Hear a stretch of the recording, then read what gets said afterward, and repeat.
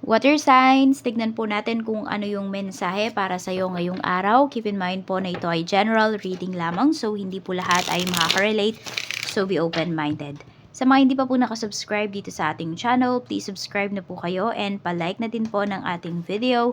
At sa mga nais pong mag-avail ng ating private readings, ng ating Evil Eye Amulet, ng ating Cures Bracelet, makikita nyo po yung link sa description box. Tarot Intentions by Aliana Grace. Tignan po natin kung ano ang mensahe. Overall energy para sa'yo ngayong araw.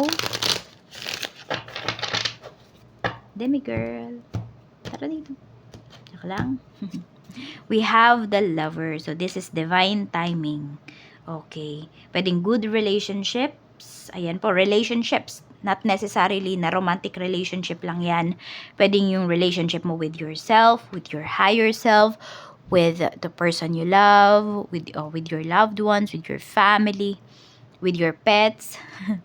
So, ayan po, with your coworkers. Pwedeng maayos po yan ngayon. Nagkakaintindihan kayo dito. Okay, pwedeng may mabuting usapan or may magandang komunikasyon.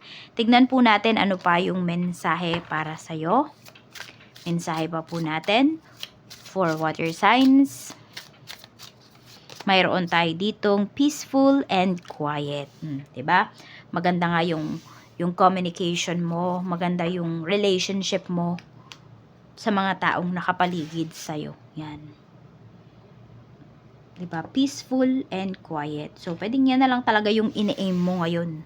Water signs. Yung magkaroon ng payapang buhay. Diba? Yung hindi ka man siguro sobrang garbo sa buhay, pero wala kang kaaway. Yung iba sa inyo, yan na lang yung ano ninyo eh. Yung hinihiling ninyo. Siyempre, yung malusog kayo at yung inyong pamilya. Tignan pa po natin ano pa yung mensahe. Mensahe po natin pagdating naman sa mga taong nakapaligid sa'yo. Ay, no. Sa mga pwede palang mangyari sa life mo ngayon. Ano po yung mga pwedeng mangyari? Mga ganap sa buhay mo ngayon. We have the Star. So, may healing tayo dito. Yung iba po sa inyo, kung nagkasakit man kayo, pwede ngayon pa lang kayo nakaka-recover. Ayan. So, wag niyong papabayaan yung sarili nyo. 'Di ba? Hindi lang dapat ibang tao yung inaalagaan mo, pati yung sarili mo. We have 3 of Cups. So, pwedeng may invitation sa'yo dito. May pag-uusap. Okay? Pwedeng merong makikipag-usap sa'yo para makipag-ayos.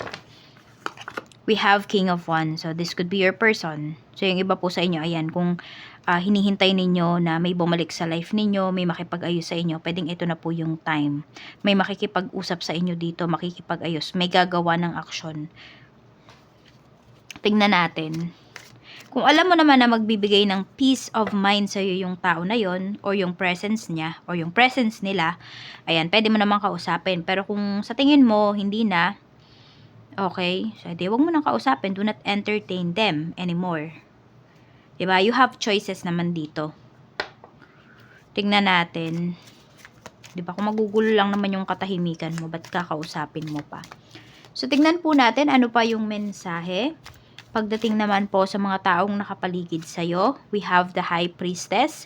Okay, so may mga plastic din talaga na nakapaligid sa'yo. Water signs. Kailangan mong talasan yung isipan mo dito, yung pang-amoy mo. Kasi merong mga mapagpanggap. Ayan. Actually, nakikita ko nga rin dito, may mga mapagpanggap sa paligid mo na akala nila alam na nila lahat. Akala nila very powerful sila. So, follow mo yung intuition mo. Kasi maraming mapagpanggap sa iyong paligid. Tignan po natin ano pa yung mensahe. Mensahe pa po natin pagdating naman sa iyong family. Kamusta? We have 4 of Cups. May naiinip na family members dito. We have Knight of Swords. Okay. Ayan, naiinip talaga yung energy niya eh. Nitong family member mo na to. Or sabihin natin, maraming opportunities na pinapalagpas tong isang family members mo, isang relative mo na to. Parang laging ganyan. Bakit? Kasi pwede pong may inaasahan. Kaya, di ba, may mga dumarating na big opportunities, tinatanggihan. Kasi, oy, kaya na yan ni ano. May mga palaasa dito. Yung kaya naman nilang tumayo sa sarili nilang mga pero hindi nila gagawin kasi nandiyan ka, water signs. Tignan natin. So, kung kaya mong ilimit kung ano man yung mga nabe-benefit sa'yo ng family members mo, ng isang taong to, you should do it na. Tignan natin para mas maging payapa din yung life mo. Tignan po natin pagdating naman sa mga kaibigan. Kamusta naman po ang energy sa mga kaibigan mo naman? We have Queen of Wands. Meron tayo ditong Ten of Swords. Diba? Meron ditong namamblastic sa'yo, kaibigan mo. So, tignan mo ha, kung sino man yung makikipag-ayos sa'yo na to, mararamdaman mo naman eh. Kung sincere ba. Diba? Yung paghingi ng tawad ng taong to. Tignan mong mabuti. Tignan natin. So, ayan po ha, may traitor kang kaibigan dito. Kung kayo man po ay may inaayos na mga papers, ayan. Okay, so yan yung ating energy. We have the Fool. We have Ace of Swords. This is positive energy. Makukuha nyo po yan. Ma-approve po yan. Kung may mga nilalakad kayo mga papers dito. Tignan natin yung kaperahan mo. We have Queen of Pentacles. So, ma-action ka na rin talaga dito. And happy ka sa mga pera na nare-receive mo ngayon. Kasi iba po sa inyo, talagang pinaghihirapan nyo po yan. Oh. Diba? Pinaghihirapan ninyo, worth it talaga yung stress na nararamdaman ninyo. Kasi may mako-compensate naman po yung iba sa inyo. Pwedeng ganito, baka may nakaka-feel na, ano ba, yung iba ba sa inyo, wala kayong trabaho. So, parang nafe-feel ninyo na useless kayo, ganyan.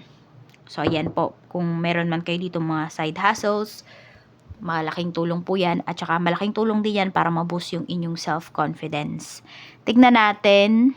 Kasi iba pa rin talaga pag kumikita kayo ng sariling pera. Kaya dyan sa mga housewife natin dyan, kung medyo malaki-laki na po yung mga anak ninyo, eto nga, tingnan nyo yung energy. Kahit ito, binubuhat pa. Diba? Nagtsatsaga. So, yan, kayang-kaya nyo rin po yan. Huwag kayong panghinaan ng loob. Kasi baka meron dito na sesermonan eh. Oo. Tingnan natin, ano pa yung mensahe? Pagdating naman po, ayan na, maganda po yung kaperahan ninyo. Pero hindi, maganda yung kaperahan nyo. Gaganda yung kaperahan nyo, pero kailangan po ninyo itong paghirapan. So, hindi siya easy money. Check natin. Okay, pagdating naman po sa kung meron pong may utang sa inyo, we have King of Cups, magbabayad ba? We have Nine of Wands, parang pahirapan sa pagbabayad. Six of Cups. Pero magbabayad naman yung taong yan. Yun nga lang, medyo mahirapan ka pong singilin. Pero magbabayad naman. So, singilin nyo po. Huwag nyong hayaan na, hintayin ko na lang kung kailan siya magbabayad. Kung kayo naman po yung may utang, we have the Tower. Meron tayo ditong King of Pentacles. Okay, yung iba sa inyo, makakabayad po kayo. Parang iisang biglain nyo na nga lang to kung yung pagbabayad. Kung may binebenta naman po kayo ng mga properties, we have Five of Swords. Mag-iingat po kayo. Ayan. We have Death card. Mag-ingat kayo dun sa parang bago nyo lang itong makakausap. Ayan. Baka mamaya, agent din yan. Ganyan. Nagbebenta rin pala siya. Six of Swords. Okay. Yung iba po sa inyo, baka akalain nyo Baka akalain nyo yung taong to, niloloko lang kayo. So, baka tanggihan po ninyo. Pero yun pala, napakabilis lang nitong kausap. Kaya po follow nyo yung intuition ninyo pag meron kayong nakakausap na mga buyers, na mga possible client, prospect buyer po ninyo. Kasi pwedeng yung iba dyan nagpapanggap na wala. Pero yun pala, sila yung mayroon. Kaya sabi nga, do not judge the book by its cover. So, tignan natin pagdating naman po sa mga nag-apply ng work. Queen of Swords. Okay, Queen of Swords and Six of Pentacles.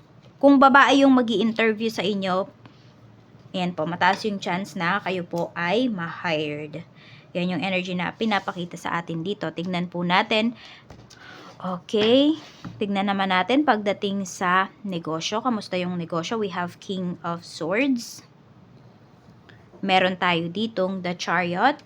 So, tignan mo po, ang ganda nung business mo. Very direct yung energy. So, ibig sabihin, Pwedeng napakabilis po ng mga transactions ninyo with your clients. Wala masyadong cheche-boreche. Talagang kung ito yung produkto na binibili, ito yung bayad. Ganun kagad, ganun siya kabilis. Mabilis yung mga transactions ninyo dito. Tapos meron din akong nakikita na pwedeng may expansion kayo dito with your sa business po ninyo. Hindi ko lang alam kung may magpa-franchise ba sa inyo, ganyan, or kayo to mismo. Medyo mag-iingat lang kayo dun sa makakausap po ninyo. Tignan natin, o makakausap ninyo, kunwari, about sa pwesto, yung ganyan.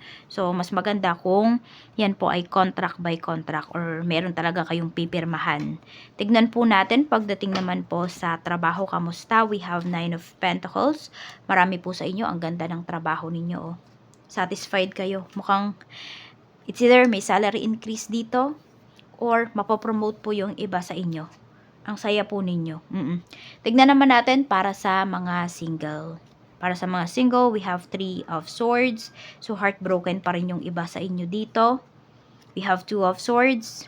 Nagdadalawang isip kayo if mag-move forward ba kayo or hihintayin ninyo yung person ninyo. So, it's time for you to decide now. Ayan po, ito na yung time para mag-decide ka, para magkaroon ka rin ng peace of mind. Mas alagaan nyo yung peace of mind ninyo. Tingnan natin, pagdating po sa mga married natin, we have Knight of Pentacles. Sa mga married naman natin dito, pwedeng yung asawa mo or ikaw, naghahanap ka ng mas magandang opportunity. Ayan. Or meron dito kung nasa bahay po yung iba sa inyo nga, water signs, parang gusto nyo yatang maghanap ng trabaho, kaya lang parang pinipigilan kayo ng asawa nyo. So, may ganyang energy kasi na pinapakita. Meron din naman dito sa inyong mag-asawa, kung sino man yung may trabaho, pwedeng naghahanap ng bagong opportunity, pero as of this time, wala pang masyadong mahanap. Siguro kasi hindi pa ito yung perfect time para, ayan, kunwari, lilipat ng trabaho. So, sa mga magkarelasyon naman po, we have Knight of Wands and we have Ace of Wands. Ayan. Mag-ingat lang dito kasi baka may mabuntis. 9 of Cups. Hindi ko lang alam kung yan ay planado or unplanned. Pero yan po kung active yung inyong sex life, mag-iingat kayo dito. Masaya naman yung pinapakitang energy. Masaya yung relationship. Actually, madami kayong mga plano ng person mo. So, kung hindi nyo pa plano na magkaroon ng, hindi nyo pa plano na magpakasal, hindi nyo pa plano na magka-baby, so mag-iingat po kayo dito. Pero ayan, maganda naman yung mga mangyayari sa relationship pa po ninyo. So, ayan lang. Maraming salamat po. Mag-iingat kayo always and more blessings to come.